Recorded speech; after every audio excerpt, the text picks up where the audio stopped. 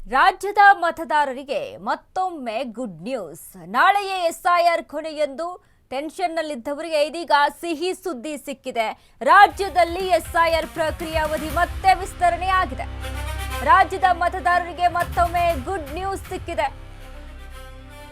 ನಾಳೆಯೇ ಎಸ್ಐಆರ್ ಕೊನೆಯೆಂದು ಟೆನ್ಷನ್ನಲ್ಲಿದ್ದವರಿಗೆ ಇದೀಗ ಸಿಹಿ ಸುದ್ದಿ.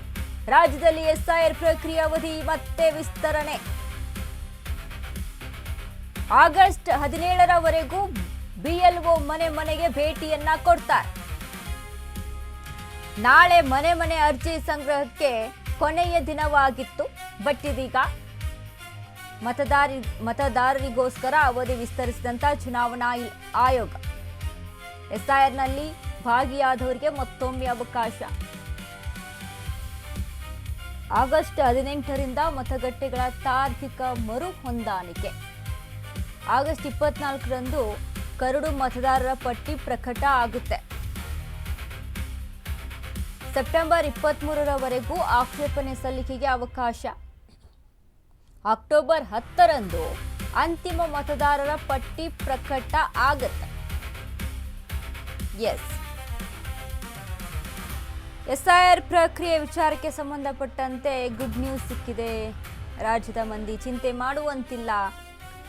ಇನ್ನು ದಿನಗಳು ವಿಸ್ತರಣೆ ಆಗಿದೆ.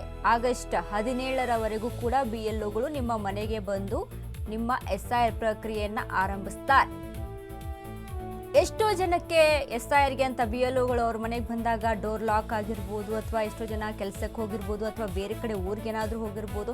ಈ ರೀತಿಯಾಗಿ ನಾನಾ ಇದರಿಂದ ಆಸುಪಾಸು ಅಲ್ಲಿ ಇಲ್ಲಿ ಹೋದಂಥ ಸಂದರ್ಭಗಳು ಕೂಡ ಉಂಟಾಗುತ್ತೆ. ಅಂಥ ಸಂದರ್ಭದಲ್ಲಿ ಈಗಾಗಲೇ ನೋಡಿ ಎಷ್ಟು ಒಂದು ಎಸ್ಐಆರ್ ಪ್ರಕ್ರಿಯೆಯಲ್ಲಿ ಅಂಕಿ ಅಂಶಗಳನ್ನು ನೋಡಿದ್ವಿ ನಾವು. 1,94,00,000 ಮತದಾರರೇನೋ ಅದರಿಂದ ಔಟ್ ಆಗಿದೆ. ಅಂದರೆ ಸತ್ತವರು, ಬೇರೆ ಕಡೆಯಿಂದ ಬಂದವರು, ಬೇರೆ ಕಡೆ ಹೋದವರು, ಹೀಗೆ ಒಂದಿಷ್ಟು ಅಂಕಿ ಸಂಖ್ಯೆಗಳು ಕೂಡ ನಮಗೆ ಕಾಣಿಸ್ತಾ ಇತ್ತು. ಇದೆಲ್ಲವೂ ಕೂಡ ನಿಜಾನ?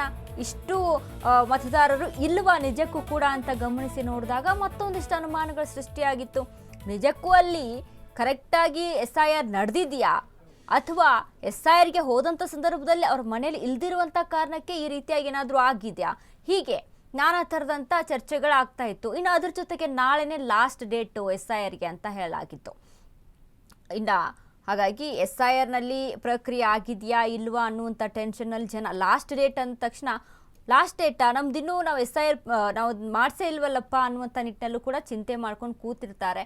ಹಾಗಾಗಿ ನಾಳೆನೇ ಎಲ್ಲರೂ ಕೂಡ ದೌಡಾಯಿಸಿ ಅಲ್ಲಿ ಟೆನ್ಷನನ್ನು ಮಾಡಿಕೊಂಡು ಈ ರೀತಿಯಾಗಿ ಚಿಂತೆ ಪಡುವಂಥ ವ್ಯವಸ್ಥೆ ಇಲ್ಲ. ಈಗ ಆಗಸ್ಟ್ 17ರವರೆಗೆ ವಿಸ್ತರಣೆ ಆಗಿದೆ. ಅಲ್ಲಿವರೆಗೂ ಕೂಡ ಯಾರ್ಯಾರು ಇನ್ನೂ ಎಸ್ಐಆರಲ್ಲಿ ಆಗಿಲ್ವೋ ಎಲ್ಲರೂ ಕೂಡ ನಿಮ್ಮ ವೋಟರ್ ಐಡಿಯನ್ನು, ನಿಮ್ಮ ಮತದಾರರ ಒಂದು ಪಟ್ಟಿಯಲ್ಲಿ ನಿಮ್ಮನ್ನು ಸೇರ್ಪಡೆ ಮಾಡ್ಕೊಳ್ಳಿ.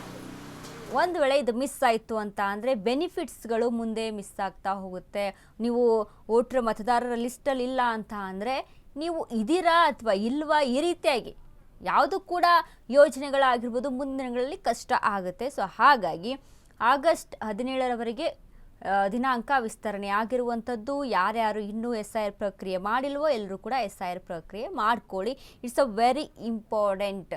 ಯಾಕಂತ ಅಂದರೆ ಕೇಂದ್ರದಿಂದನೇ ಇದು ಅಧಿಕೃತವಾಗಿ ಘೋಷಣೆಯಾಗಿ ಬಂದಿರುವಂಥದ್ದು. ರಾಜ್ಯದಲ್ಲಿ ನೋಡಿ ಏನು ಅಕ್ರಮವಾಗಿ ಯಾರ್ಯಾರು ಬೇರೆ ಕಡೆಯಿಂದ ಬಂದು ವಲಸಿಗರಿದಾರೋ, ಅಥವಾ ಯಾರ್ಯಾರು ಆಲ್ರೆಡಿ ಡೆತ್ ಆದವರು ವೋಟರ್ ಲಿಸ್ಟಿಂದ ಡಿಲೀಟ್ ಆಗಿದೆಯೋ ಇಲ್ವೋ, ಅಂಕಿ ಸಂಖ್ಯೆಗಳು ಸಿಗಬೇಕು ಅನ್ನುವಂಥ ನಿಟ್ಟಿನಲ್ಲಿ ಯಾರ್ಯಾರು ಕರ್ನಾಟಕದವರೇ ಇದ್ದಾರಾ ಅಥವಾ ಬೇರೆಯವರು ಎಲ್ಲಾದರೂ ಇದ್ದಾರಾ ಅನ್ನುವಂಥ ನಿಟ್ಟಿನಲ್ಲಿ ಈಗ ಏನು ಚುನಾವಣೆ ನಡೆಯುತ್ತಲ್ಲ, ಚುನಾವಣೆ ಸಂದರ್ಭದಲ್ಲಿ ಯಾರ ಓಟ್ ಎಷ್ಟು ಬರ್ತವೆ, ಯಾವ ಇಲ್ಲಿ ನಮ್ಮ ಕರ್ನಾಟಕ ರಾಜ್ಯದವರು ಎಷ್ಟಿದ್ದಾರೆ, ಇವೆಲ್ಲವನ್ನ ಕೂಡ ಪರಿಗಣಿಸುವಂಥ ನಿಟ್ಟಿನಲ್ಲಿ ಕೇಂದ್ರ ಇದೊಂದು ಮಹತ್ತರ ನಿರ್ಧಾರವನ್ನು ತೆಗೆದುಕೊಂಡು ಶುರು ಮಾಡಿದೆ. ಸೊ ಹಾಗಾಗಿ ಯಾರು ಕೂಡ ಚಿಂತೆ ಮಾಡುವಂಥ ವ್ಯವಸ್ಥೆ ಇಲ್ಲ.